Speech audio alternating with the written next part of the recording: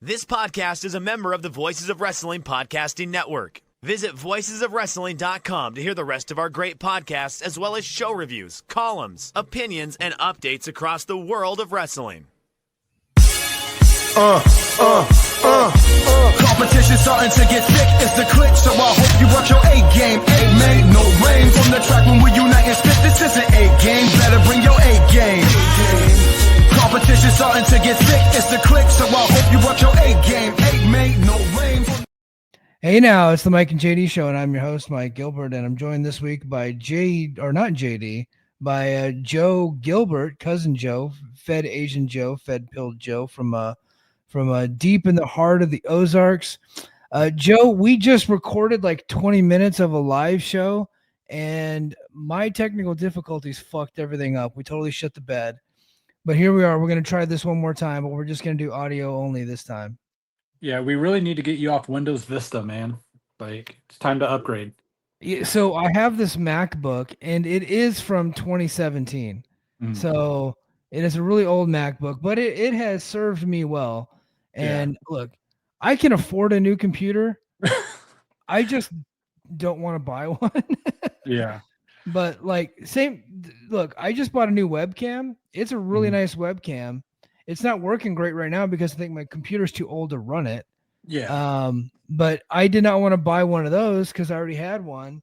And it cost me like $35 to buy this webcam. And I'm saying, why didn't I just buy this like forever ago? But it's just the way that I am. I had that Dodge Ram, that 2012 Dodge Ram, and I drove that thing into the fucking ground. It was paid off. I did not want to trade it in. But one day it rained really bad, and I had I had puddles underneath my back seat. Oh no. And I didn't know it. And I'm just like driving around. It's like musky and kind of stinky. I'm like, I didn't know why. And then one day I lifted up. I was like, this went on for like a week.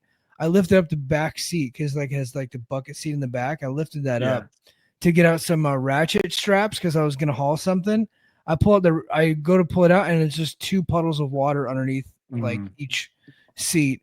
And I told my wife, and she's like, "It's time. You need to just." She's like, "You have a good job. Just go get another truck." I was like, "Okay." So I finally fucking did it. So that's kind of how I am. I get the feeling by the end of the year I'm gonna have another MacBook, but or just buy a PC because they can do everything a MacBook can do for like half the price. Yeah, but they have all the fucking viruses. I don't know how many PCs I've had that have gotten AIDS.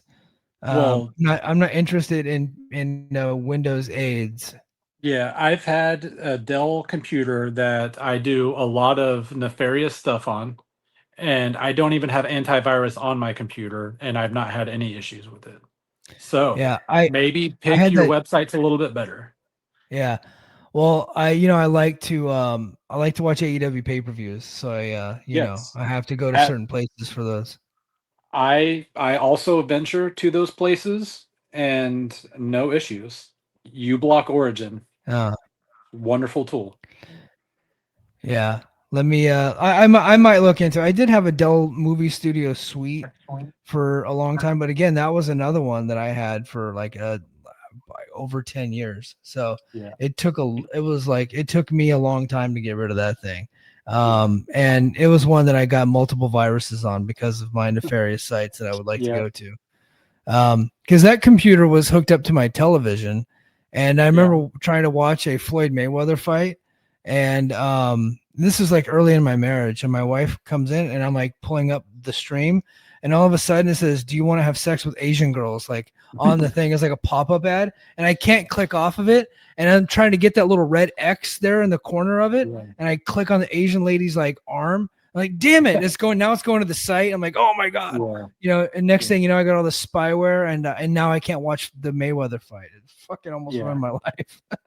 See, I do the same thing. I've got my Dell Inspiron that I run Plex off of. It's hooked to my TV, and I'll venture to those sites when I need to watch a pay-per-view. I've got uBlock Origin, and no pop-ups. Don't have to worry about clicking out of anything. No viruses. I've had the same computer for 5 years now without any issues. So nice. Maybe spend $600 on a Dell Inspiron as opposed to $1,200 on a MacBook. Yeah, I think MacBooks are close to $2,000 now, but the Yeah. one that I have now, I think I spent like 15 on. But Yeah. all right, well, that's enough nerdy computer talk. Let's talk some pro wrestling. There's a lot to get into. We did just have these conversations, Joe, but let's just do it Yep. again for the people. Maybe Run it back. yeah, my buddy John texted me. He's like, you goes, you might want to go from the top, Mike, because I was frozen like the whole time. So Yeah. but yeah, so I think where I want to get started is the AEW and WWE. Their war continues. WWE continues to do some pretty shady stuff with their counter programming. It's not illegal, but it is, I would say, like, it's not very nice to blatantly target a smaller promotion and counter program them that way. They cannot be as successful. As some would say it's downright predatory, but they're doing it again with Wrestlepalooza, going head to head, or at least it was going head to head with AEW's All Out, AEW's second biggest show of the year. Yeah. Well, AEW decided to avoid the competition. They moved their show back to 3 p.m. Eastern time to avoid Wrestlepalooza, which is going on at 7 p.m. Eastern time. There's a lot of people that have a lot of opinions about this. But Joe, I know you primarily watch the WWE, but what do you think of this story? What do you think of AEW's move to avoid the counter programming? I would not have moved my show for this particular one. I just feel like the launch of the ESPN app and it being $30 a month, when WWE fans have been conditioned to spend less than $12 a month for the better part of a decade now, you're going to be asking them to spend $30. Going head to head for this month, a WWE show is never going to have a smaller pool of fans that they'll be broadcasting to. If I were AEW, I would want to be going head to head this time and then be shouting from the rooftops, whether you can prove it or not, that our show did more viewers head to head than WWE's. Yeah. That's my take on it. I can understand not wanting to lose the potential buys, but I think you can get a PR win. And right now, you're either telling fans, hey, you can spend $45 to watch our 12, 15 matches. Most of it is going to be excellent. Or you can spend $30 to watch their 6 matches, 5 or 6. They've been doing 6 here lately, but 5 or 6 Yeah. with a good portion of it maybe not being very good. I don't know how Brock's going to look coming back. I'm sure he'll be fine. He looks juiced to the gills, but you just don't know. You do Right. know what you're going to get out of an AEW pay-per-view. Yeah.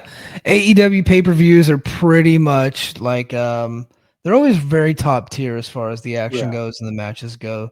I don't think anybody serves their fans better than AEW. Yeah. AEW fans rarely leave their shows disappointed. I know there were some issues when the Death Riders were on top, but even Yeah. then, like a lot of times they had, several good matches on the undercard to kind of make up for the disappointing main event. Right. I agree with you, Joe. Not for the same reason. Like, I do get the fact that there's going to be a lot less people watching this show because of the platform that it's on for the WWE Wrestlepalooza. Although I don't know what the numbers are for the new ESPN app. I get the feeling they can't be doing too bad because a lot of people are going to get that app with their subscription. Not YouTube TV though. I Not can't YouTube watch it. TV. So right now, not YouTube TV, not Direct TV, not Dish Network, not I think maybe Hulu Live, Well, you but would think not. Hulu, they're the same Yeah, company. not Sling TV, not Fubo TV. So Oh, like the biggest providers right now are not connected to the ESPN app, to the ESPN platform. okay. So it looks like they're just targeting like Comcast and Spectrum and stuff like that. Yeah. Where Okay. they had existing deals before, I believe. Okay. Now, I did read that the expectation is that they'll get deals and they want to make sure it's done before WrestleMania, but WrestleMania is a long ways away. Yeah. Yeah. So I do see your point. I know there is a crossover. I don't think there is enough of a crossover to where there's going to be people that don't want to buy AEW's pay-per-view because they would rather watch John Cena and Brock Lesnar for $30. Yeah. and maybe that's just naivete. You know, I know that was Bryan Alvarez's point, and I thought he made a great Right. point. I agree with his point. Dave Meltzer made the point that they would be losing probably $1 million or maybe more if they didn't move it because of this. I just am not so sure that I actually buy that. I think that if you're an AEW fan and you're going to buy an AEW pay-per-view, which you would have to be a hardcore fan to spend $50 on a wrestling show, I don't think that you are having a hard time choosing between Wrestlepalooza and All Out. Like, you're going to watch All Out. It's the second biggest show of the year. I think the fans who are going to watch either show are going to watch those shows regardless of what's going against it. Honestly, I think the biggest competition for both shows is college football that weekend.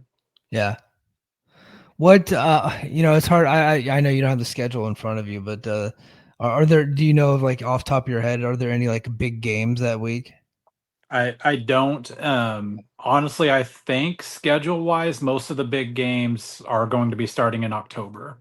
Okay. We had the week 1 kickoff stuff, but like conference games usually don't kick off until October. Yeah. I know this week there weren't really like that many big games. I know that there was Oklahoma and Michigan. Yeah. And then what was the prime? Was that was the primetime game, wasn't it? Wasn't Yeah, it? that was the college game day one that they went to campus. The Mizzou Kansas game was a pretty big one because that's a pretty heated rivalry, and they hadn't played in 14 years in football. Are either team, like, I know, is Mizzou ranked? I think Mizzou might be ranked, but I don't think Kansas is ranked, right? So Kansas, so Mizzou became ranked after the Kansas game. They're ranked 25 now. If Kansas would have won, I think Kansas would have been in that 25 spot. So Kansas was 2-0 going into the game. But that one was just a big one because, like, it is legitimately 2 states that hate each other, not so much 2 schools. So there were some big games, but we're kind of really into the point where the schedules are going to be pretty soft until October. Yeah. But college football is still very big because you've got, 75 games every Saturday. Each of those games are probably going to do 200,000 to 2 million. So that's really, I think, the bigger competition for both shows as opposed to competing against each other. Yeah, and then you have, like, there's always usually a UFC on one of those weekends, and so like there's definitely gonna be a lot of different things to watch. It's gonna be interesting to see how it plays out. I wish, just for my own curiosity, I know it's not my money, it's an easy thing for me to say, like, Tony, hey, don't worry about losing money. I need you to find the answer for me. Like, how would your show have done had you stayed in your time slot? I'm curious. I just want to know the answer, and now I'm never going to know that answer. Yeah, and I think at some point you have to stop worrying about what the other guy is doing and only focus on yourself and focus on what your show is doing and what your show is accomplishing. Because if you keep moving around because of what WWE is doing, WWE is going to keep doing it, and you're going to end up making a mistake. WWE can afford to make mistakes. They're getting $1 billion just for their their monthly pay-per-views alone. They can afford to make mistakes. Don't let WWE force you into one. Yeah. Yeah, that makes sense. I agree with it. Like I said, again, it's not our money. I would have much rather seen the guy just say, fuck you, I'm not moving. I don't care what you're doing. We're just focused on what we're doing. And I think that probably would have galvanized his audience, because when AEW first came out, they were a movement, right? Yeah. Like, they were the anti-WWE movement. And nobody really wants to, like, on the AEW side, wants to even talk about that. But their fan base, they're an anti-WWE fan base. Like, that's why the company was created. They were created to go to war with WWE. No one wants to say that because Tony has kind of been playing nice, other than a few quips here and there, the bald asshole comments and talking about how he has more fucking money than they do and stuff like that. But he hasn't really done anything downright predatory to WWE. Versus the other way, like, WWE has used some pretty distasteful business practices to get at them. I think the worst thing the WWE has ever done to AEW was let go of Miro and Aleister Black, and then tell them, hey, if you can get out of your contract, you can come back. Yeah. I think that's probably the worst thing that they've ever done. But they've done some pretty fucking damning stuff. Another thing you have to worry about, it's not just WWE though. We have to think TKO as a whole, because if you move your show just for a WWE show, what's to stop them from putting a UFC show on their weekend? What's to stop them from putting a boxing show because they're doing TKO boxing? Like, what's to stop them from loading up a AAA TNA NXT event and just making sure that they've got every weekend? What stopped them from putting on bull riding from Rumble? Yeah. Like at some point you've got to stand your ground, because if you keep moving, they're going to keep doing it and loading up even worse. Yeah. No, I agree. I do wonder. I think it would be difficult to add an NXT show that day, because doesn't NXT have a show like near that time already? Well, they've got Worlds Collide next Friday, so they're doing a NXT AAA show after SmackDown next Friday. So that one starts at 9. So like the weekend of the 20th, they're not going to be able to throw an NXT show on there. But you know what? The next time that AEW schedules a pay-per-view, they can just look at the show in October, which is in St. Louis. I forget what exact date it is, at the Chaifetz Arena, but WWE could throw together an NXT show in a month, and they don't care how many tickets sell to it. If they put 1,000 people in that arena, they just need to take viewers away. So well, with NXT, there's no indication that that's actually happened, which is why now they're doing the main roster stuff. I think and the NXT counter programming, I think, has only helped AEW and only hurt NXT. But now you got Wrestlepalooza, which is a much bigger thing, which Brock Lesnar and John Cena is a huge match. So I think the thought is that would actually do some damage, which that's the prevailing thought. Obviously, they moved the show. So, but I think if they did anything with NXT, it wouldn't do anything to hurt AEW. It would be curious to see if they put on a AAA show with some main roster stars, if that would have done it. But again, they got to show the previous week, so I don't think they can do that. But maybe they'll call up TNA and say, "Hey, TNA, go to the Impact Zone and crank out something, do something." Well, and AEW announces their pay-per-views so far out enough. Like I said, I don't think it would be much for them to want to throw a UFC on the same weekend. And just tell, and especially when UFC gets on Paramount next year, where they could probably be a little bit more flexible with what time they start, because they're not having to worry about pay-per-view buys at that point. It's just going to be on the subscription service. So if AEW is announcing their pay-per-view dates 2, 3, 4 months in advance, I think the October one, I'm drawing a blank on what the name of it is, but I think that one was announced 2 months ago. It's not going to take much for them to be able to just say, "Hey, we'll throw a UFC event and just put you up against it and see who watches what."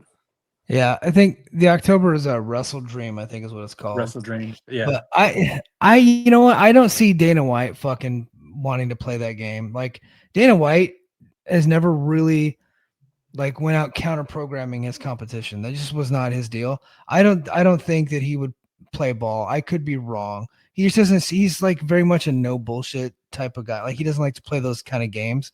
He's the guy, like, the best thing he did to his competition to kill them, besides buy them, right? Like when they became for sale, like they got sued because UFC went in and bought those promotions.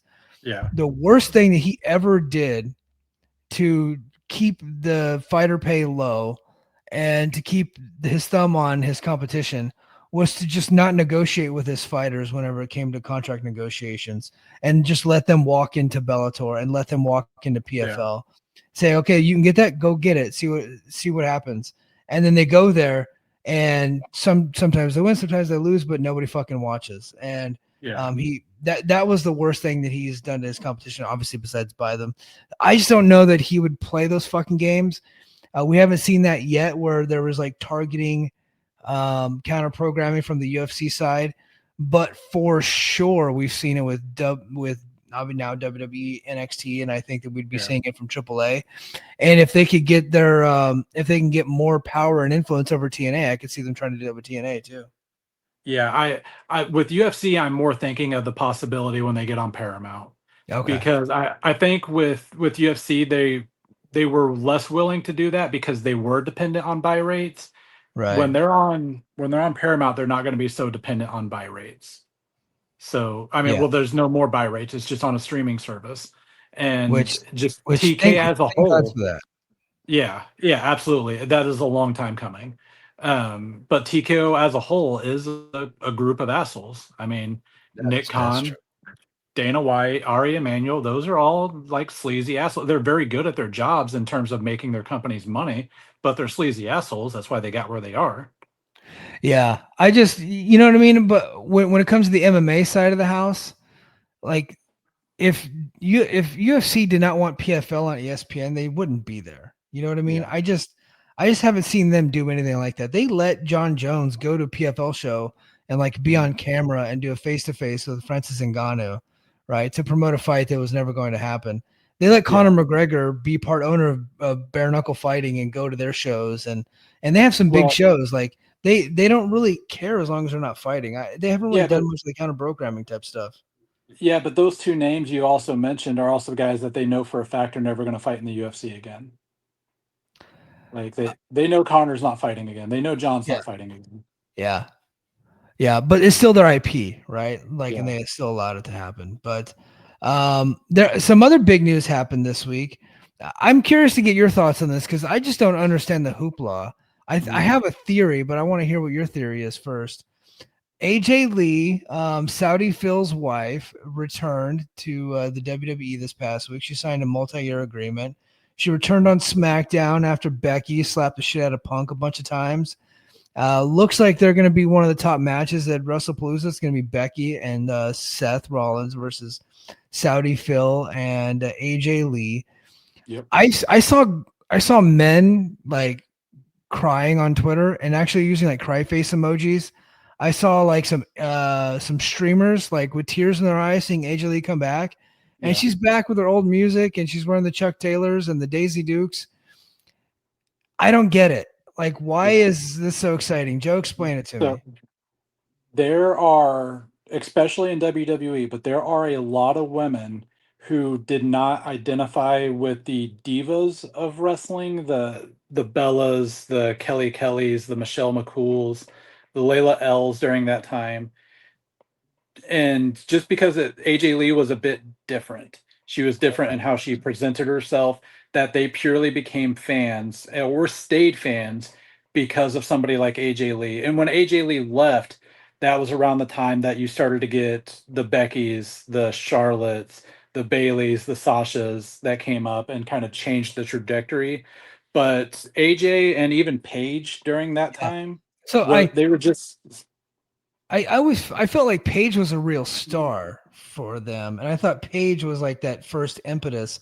I just kind of felt like AJ Lee was there. I know she was the general manager for a while, and they had her doing like the crazy chick thing where she was like manipulating men into doing her bidding. I never really saw her. Like I couldn't tell if she had a good match or not. I know maybe she did. I don't know. She wrestled in a time where women weren't allowed to be stars. Yeah. She was getting popular in a time that the fans were forcing WWE to allow it, and then she left. Right. So there is a part of it that she left as things were getting hot for the women. But I think the way she talked, the way she acted, the way she dressed, the way she just presented herself is something that a lot of women who were probably younger, maybe the teens, early 20s, who wanted to watch wrestling but couldn't identify themselves with any of the other top women, really identified with her. Okay. I guess I could see that. The men I'm not really too sure about like why they're crying on social media and on the streams to like have those some men are decorum. weirdos and they should not be taken seriously. Yeah. I do feel like she was gone for 10 years. I think a lot of the like fans that you're seeing that are doing this that are getting really emotional about it were probably like 15 when she was on television. And so maybe like That like, cause she was only on the main roster for like what 4 years. Yeah, about that. And there is a part of it that, absence makes the heart grow fonder. She Yeah, left really young too. She was only 28 when she left. She's only 38 now. yeah. Um, and another part of it is you'll hear a lot of the Roxanne Perez's, Cora Jade when she was there, Naomi, a lot of the women who have been publicly begging AJ to come back. That's just something else, like seeing some of their current favorite wrestlers be such a fan of somebody makes them more of a fan of that person. So I do think that's part of it as well. But it's just she was something different in a time that women weren't allowed to be different. Okay, well, I guess I could see it. I don't know when I went to WrestleMania in Santa Clara, she had a match on that show, and when she came out, a lot of people just headed to the bathroom Yeah. for. 'Cause But that was like typical divas matches, right? That's what they you knew did the back match was then. going to But be like 4 minutes. yeah, Like that was the thing. Like this match, and she's got the perfect opponent for it. But this match will probably be the first time she really gets to cut loose as okay. a pro wrestler. Well, we'll We'll see if see. she's We'll any see how good things go. because Yeah. people are saying that she's good at it, but I'm like, I don't know. I need to see it on tape. And Yeah. I watched back then when she was around. I just was like, I'm just not impressed by this person. Like, Yeah. I don't know. Maybe it was a different time in my life. I was in my 30s versus my teens, and so I'm not really going to be all caught up with Yeah. some little lady that's like prancing around in Chuck Taylor's. Like I don't know, but maybe I don't. Just the whole act did not appeal to me, and the Yeah. whole crazy chick manipulating men to do stuff for her. I was just like, this is stupid. I thought it was dumb television. Yeah. I I would just say, like, I would challenge you to think of a single women's match from pre 2015 in WWE that was any good. Yeah, no, Uh, they didn't. They didn't really start getting good. I would say probably like 2014, right around when yeah. Paige was in NXT, because I thought Paige was pretty good back then, and then I think she Yeah. came up and had some good matches. Now I couldn't sit here and name them; that's a long time ago. But then when Charlotte, Becky, Sasha, and Bailey kind of came Yeah. up, that's when really things started to change. But I felt like it was Paige, and then it was like those four ladies, and that's kind of where everything is. I just didn't see AJ Lee even having the least bit of influence on that whole situation. But I don't know, maybe I'm misreading like the history. So I don't know. Yeah, I think there's a lot more to what she meant to specifically what would have been younger female fans at the time than Okay. what you'd realize. I know for a fact I have a roommate who I'm very good friends with. She has not cared about going to a WWE show in a long time. She'll watch just the pay-per-views with me. She was already going to be in Indianapolis, and she is going to try to go specifically for AJ Lee. Oh, okay. All right. Well, I guess that's a perspective that I don't have. Again, I am a 42-year-old white, Yep. married with two children. So obviously I have a different taste than some of the white males you're seeing crying on Twitter using And cry yeah. face emojis and Yeah, all and that those men should not be being taken emotional. seriously. Now, I'm not trying to relate to any of the females. I'm just like I'm trying to understand. Yeah. I'm trying to understand the dudes that are going through their emotions on social media. And Yeah. it's like I don't know. Well, Like there was a guy that I saw recently because Enzo returned to a TNA, and he yeah. cried when Enzo. I was just like, why are you crying? Like I what are we I doing? think It's if they're fucking Enzo. It's in the pre-show. if they're streamers, they're just doing that for clicks. That I Okay. think Well, I guess it worked. streamers have taught themselves to get emotional and to treat everything as the biggest deal in the world to get clicks. Yeah. All right. Next story. AEW Dynamite hit record low viewership amid light competition. The September 3rd episode of AEW Dynamite, held at the 2300 Arena, drew just 472,000 total viewers and a 0.11 rating in the 18 to 49 demo, the lowest in the show's history, and a 19% drop from the prior week, despite minimal counter programming. Decline has raised concerns, obviously. That I typically don't talk ratings too much anymore because I think with Max being involved and us not really getting access to those numbers, I think it's a moot point. However, a 19% drop in just a week coming off of that pay-per-view. And then Collision was not very good either. Collision was like less than 200,000 too. Yeah. I would, if I were AEW, I would be pretty concerned with the numbers, right? Unless they have data points that we don't get, I would be pretty damn concerned with that. Yeah, I think the way I view it is view it as a data point and not a trend. Don't worry about data points until they're trends. Yeah. If you look at NXT numbers and AEW numbers every week, they usually drop or rise about the same percentage. This week, Dynamite dropped much lower than what NXT dropped. I wouldn't worry about NXT it held up. until so Shit, NXT Josh Allen just threw an interception in the end zone. Sorry. NXT, I think the previous week was in like the 700 range, and around like 19 or 20 in the demo. Whereas this past week they were in like the 655 range and like, or not 19 and 20 in the demo. I think they were like 14 or 15 in the demo. And this past week they were like 655 and like 0.14. So it Okay. held up, but there was still a drop. And I think NXT was more coming off of the holiday was Monday. I really don't know if that affected either one. But again, there's usually about the same drop and rise for both shows. If NXT drops on Tuesday, you usually expect to see AEW drop on Wednesday. NXT rises on Tuesday, you usually expect to see AEW rise on Wednesday. The Dynamite fell much further, but until it's a trend, just view it as a data point.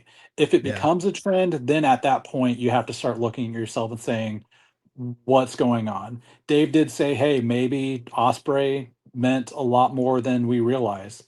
That could be possible, but I wouldn't make any drastic changes or get freaked out until we see it continue.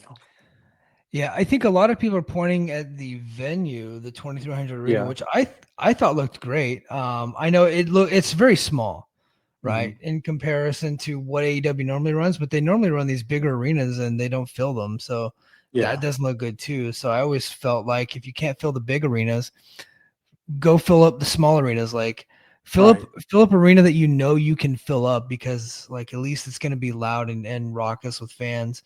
And they did. It looked like a television studio, which I was fine with. I like that doesn't bother me. It actually looked like the Impact Zone almost. Right. In some like the old Impact Zone in Orlando with the way they had it set up a little bit. But so I didn't really view it as a bad thing, but I guess some people, it's a barrier for them because they're watching it. It's like, oh well, there's not that many people there, so I guess I shouldn't watch it. Yeah. I hope that's not the reason, because I thought what I seen of it, I thought the crowd came off great. I thought Yeah. it looked great. I thought the production and the arena looked great. I'm not sure for that large of a drop. It's got to be a multitude of factors. Yeah. And like I said, I remember the when they went against the Kendrick Lamar concert. They were in the 400s then too, and everybody freaked out and were trying to figure out what it was. And then they were right back to where they should be the week after that, and then grew again a little bit. They've had a better year this year, I think, than last. So I wouldn't freak out just yet. Yeah. No, yeah, I feel you. Yeah, I wouldn't freak out too much. The thing is that I think the biggest problem is they shot their wad on the pay-per-view. And I don't think they really had anything interesting lined up for the shows afterwards. And I felt like they just took a couple weeks off. Yeah. Like, not to say that the shows were bad. I thought the shows were good, but I didn't see anything compelling that would make a viewer want to watch from week to week, right? Like these 8-man tag matches, they're very fun. It's just not compelling television, right? Like, you don't really care who wins the match. And so I could see that also being an issue. People want to blame it on Hangman as champion. No, I don't think that's an issue. I don't think that's a problem. I would see it as an anomaly now. If they come back this week and it's fucking 470 again, it's like, okay, maybe we should change some stuff around. I do think Collision from last night is probably going to eat some shit too. it's, I know there was no NFL on last night, but you had NFL on Thursday, Friday, you had college football on Saturday, and you had NFL back today. A lot of people are watching a lot of television, and a lot of it is based around football right now. And I think that people only have so much bandwidth to watch. I forgot the Collision was on last night, so because I had other shit to do and other shit to watch. Yeah, I do think the Michigan OU game is going to do big numbers. I mean, that is a pretty big matchup early in the season, so I do think that'll be hard to compete with. But that's just something that Collision's going to have to deal with. I think we're beyond the point of worrying about the Collision numbers because they just are what they're going to be. Collision numbers are they're just there. It's basically Sunday Night Heat at this point with better wrestling. Yeah, I would say much better wrestling, but yeah. I thought this was pretty funny. AEW should be worried about this. Not really. TNA outdrew AEW in live event attendance this week. Legitimately. TNA Wrestling continued its momentum by drawing over 1,000 fans per night for its Impact tapings on September 4 and September 5th at the Armory in Minneapolis, Minnesota, outpacing AEW's estimated 916 tickets distributed for Dynamite on September 3rd. And I think they had around the same for the Collision show. So both companies had 2 shows, and TNA drew over 1,000 each night, and AEW did not. Now, caveat that AEW couldn't possibly draw more because there wasn't enough room in there for them to get over 1,000. Yeah. So that's why I made the joke on social media. Some people just went right over their heads, but but I think if I'm TNA, I'm probably advertising that. Yeah, we were the second most drawing US based company of the week behind the WWE. Like I would definitely be telling people that. So right after the Wednesday numbers came out for Dynamite, and I don't know what the plan was initially, but is it Carlos Silva, the guy kind of in charge of TNA right now? Yeah. He tweeted out like where Impact was airing like free access live like everywhere and like making it like a big deal. And I retweeted it. It was like, oh, TNA smells blood in the water. They're coming for number 2. And like a bunch of people were freaking out on me. I was like, guys, like, come on now. Yeah. AEW is sensitive about that number 2 trophy that they hold. Yeah. Not so much the company, but I would say the fan base. They're they like the fact that Tony has that number 2 trophy, and he's like, look, we have the silver medal, and we're not giving it up to TNA or anybody else. We're proud of the silver medal. I think there's such a hatred for TNA. They like AEW fans want to make sure TNA fans stay in their place and like want to make sure TNA stays in their place. Yeah. And because I do think there was a point where they legitimately thought AEW was going to war and was going to try to overtake WWE. And they quickly realized that wasn't going to happen. And now they got to make sure TNA stays in their place. Talking about those specific fans, not the company.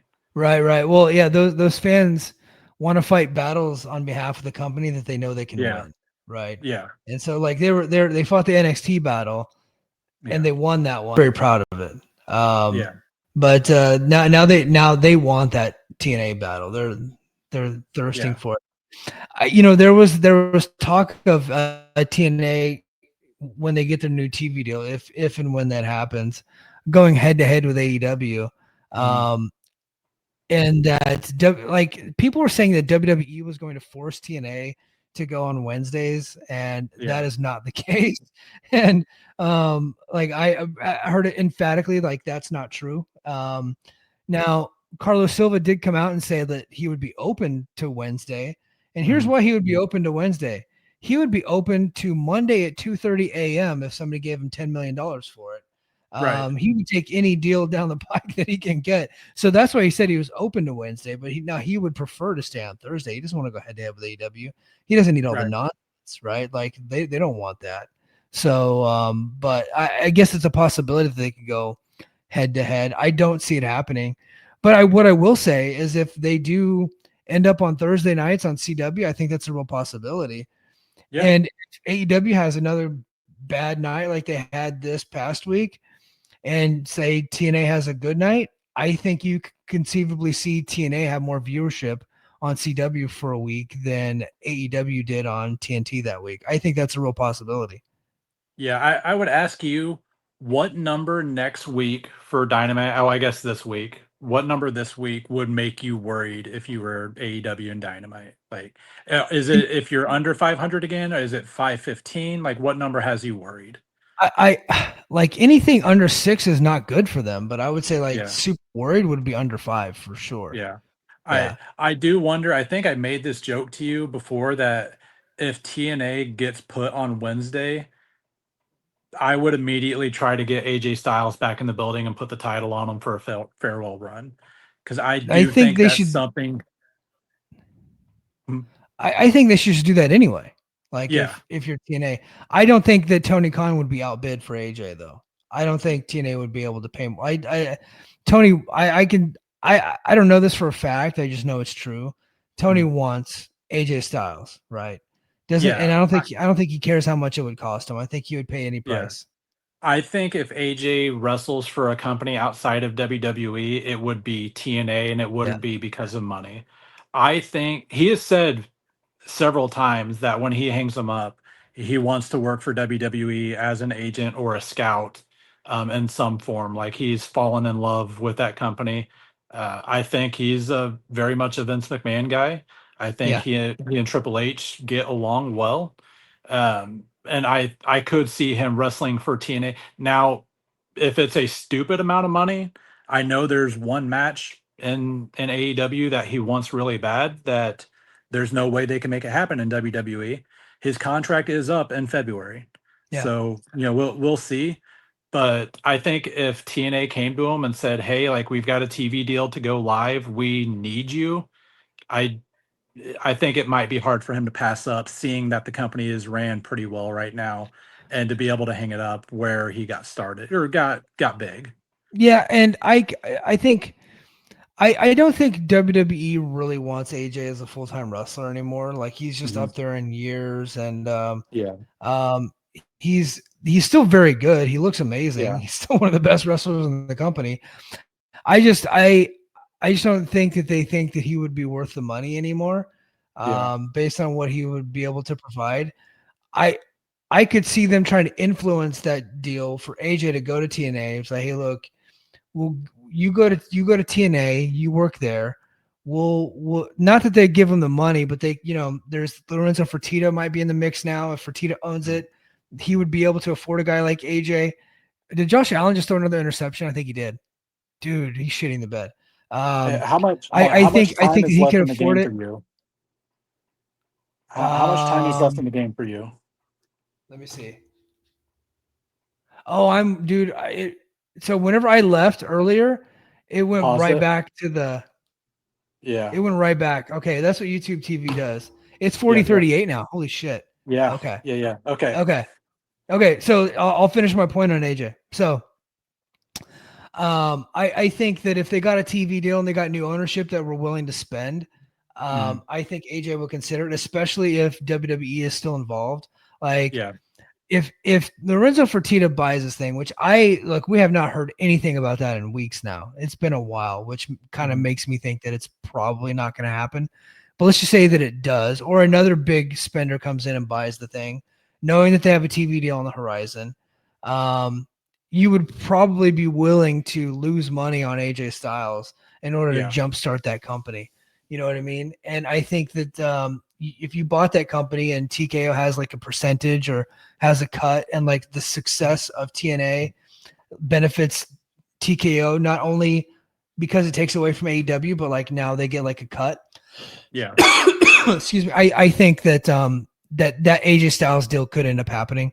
That said, Yeah. I don't think Tony Khan's getting outbid by TNA for AJ Styles. I just don't see it. Well, and there's also a possibility that AJ could do a dual contract where he wrestles for TNA and works as a producer or a coach or something for WWE. They Yeah, do have some of their active wrestlers doing creative for AAA right now. I yeah, think AJ's world experience, having wrestled literally all over the world, is a guy who could be of value to AAA.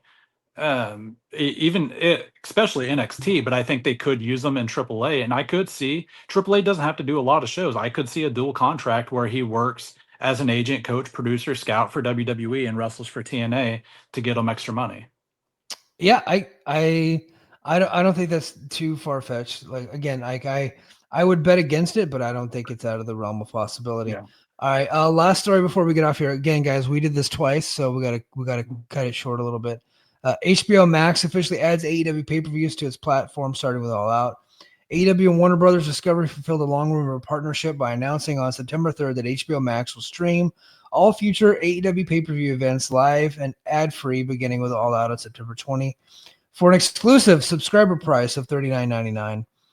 This marks a significant expansion for AEW's digital reach, with marketing efforts centered on the platform.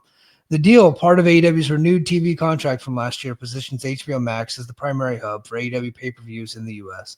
So AEW is still on Prime, and they're still on Triller, which is probably out of business by now, but they're still on Triller.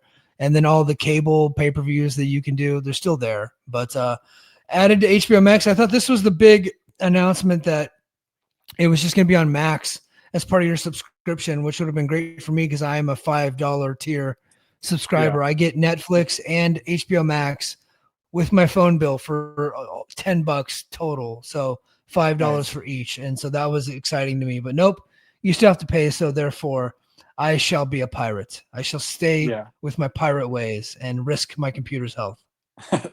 Let me ask you this. When's the last time you paid full price for a wrestling pay-per-view? I know exactly when it was. It was in April. April. It was the TNA pay-per-view. It was TNA Rebellion, and I paid for it because I was going live right afterwards, and my shit was not like, I just was worried that it wasn't going to work. And Matt Tristo normally buys them, and he buys them on Triller, and I have his Triller password, but that son of a bitch decided to buy it on TNA Plus. And because he pays full price for all of them. I have his TNA Plus password, but if I log into it, it kicks him off. Yeah. So I ended up just buying it. That way I could have it. It was ready to go, and I could go live right afterwards. And I had the podcast money to pay for it. Do you remember the last time before that when you didn't have to do it for a show you're recording that night? Ooh. Dude, I do. I've never paid for an AEW show. I take that back. No, what's that? So I paid for exactly one AEW pay-per-view. I couldn't tell you the name of the pay-per-view or when it was, but it was the FTR versus the Young Bucks match. The first one. Yeah, I paid for that pay-per-view. I can't remember exactly which one that was. Oh shit.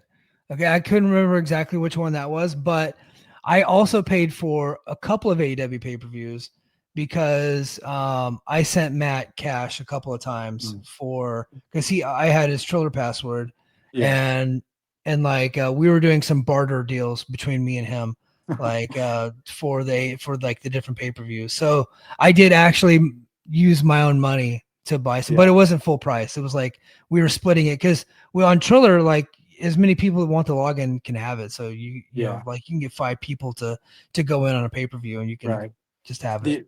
The only reason I ask is because when I had seen the AEW on Max thing on not Max, HBO Go, whatever they're calling it now, I just think there's a real missed opportunity for them to not make their best shows available to as many people as possible for a great price. If AEW was on HBO Go for $12 a month, I would watch every single. Joe, it's HBO Max, but yes, HBO Max. Okay, I agree. They've changed the damn name so many times. I know. Yeah. So no, but I get where you're coming from, and I totally agree. And I think it's a big mistake. But here's the problem: I don't think Max must not be offering that much money to get the exclusivity on it. So AEW is making more money off of the pay-per-view than they would be Max. Now, if Max upped that offer, then AEW would pull the pay-per-views. But as of right now, it's a pay-per-view on Max. It's not even exclusive to that platform. Right. So, which I think is a mistake, but we'll see. Yeah, I think one of the biggest things that helped WWE grow over the last 3 to 5 years was getting on Peacock. Now, Peacock 100%. isn't in the realm of Netflix or even Hulu, but I think at their peak they had about 2 million subscribers on the WWE network, and then they moved to Peacock, which I think reached a maximum of around 40 million subscribers. So I just having I your thought, product, dude, hmm, hold on. I think they were up over like 70 million. were they Hold okay? on. So Yeah, just having your product let me do a Google available, search. yeah, having your product available to that many people, I think it helps grow your weekly shows too, because it's much easier for people to get invested in your weekly show when you can affordably see the payoff on the pay-per-view or the special, the PLE, whatever you want to call it. I think AEW, if they could find a way to get the right deal to get their best shows available to the most people possible, it would be easier for people to invest in Dynamite every week, because it's some people may find it hard to get invested in the weekly show because they know they can't afford the 45 the $50 to watch the payoff on the pay-per-view. Yeah, no, I completely agree. I think pay-per-view, especially now with UFC going off of the pay-per-view model, Mhm. it's deader than dead. Yeah, Um, and we're seeing our first real big boxing match on Netflix coming up too next week. yeah, Alvarez and Crawford. yeah, I do think the pay per view model is going to be dying down. That is accelerating. AEW needs to have that in mind moving forward. yeah. Okay, Joe, you were actually really fucking spot on. Peacock had 41 million paid Mhm. subscribers worldwide. Yep, Wow. Okay, and I then know my Fed numbers. in comparison, HBO Max had 125.7 million Yep. global subscribers at the end of Q2 2025. Yes. So that's wild. So yeah, I think that would be the play, but Mhm. you know, I don't know whose fault it is. I get the feeling Max doesn't exactly see the value in it, but maybe this is the impetus to get to that point, right? Maybe they'll see Yeah. the value in it once they see people buying the pay-per-view on there, and they'll be like, Yeah. okay, this is worth this now. Um, yeah. So Yeah. we'll see how it goes. Yeah, I do think there's a part of it that's it's hard to say, okay, I know I've got this base who's going to pay me 45, $50 a month regardless. It's hard to let that go for a $10 subscription or a $12, Yeah. whatever HBO is charging nowadays. Um, but I think for the long-term health of your company and to make sure you have the most people available and invested as possible, I think it's a risk you might have to take. Damn, the Yeah. Bills came back. What a game. Yeah. Bills came back and won it. Wow. They were down. Josh Allen was playing like shit too. Yeah. That's Wow. why he's Josh Allen, though. He can do that. He's got that Yeah. Brock Purdy in him. Yeah. We got they got Buffalo got the full Josh Allen experience tonight. Yeah. Um, But yeah, hey guys, that is gonna do. Man, we cranked out 54 more minutes even after going 20 Hell minutes. yeah. Yeah, I appreciate you stepping up on short notice. Hey, prayers to Astro, the Wonder Dog, JD's dog. They had an emergency vet visit, like literally, I would say an hour before Joe and I went live. So Mhm. clearly JD couldn't make it. So we are, obviously thoughts are with JD's family. I think I got a bunch of texts. I think Astro's going to be just fine, but they had a bad scare tonight. So that's why Joe filled in. JD should be back next week, barring any other random weird circumstances. So that's going to do it for us this week on the Mike and JD Show. Head over to patreon.com/the Mike and JD Show and subscribe. I'll get this out on YouTube, everybody. And thank you for being a Patreon subscriber. And until next time, mahalo.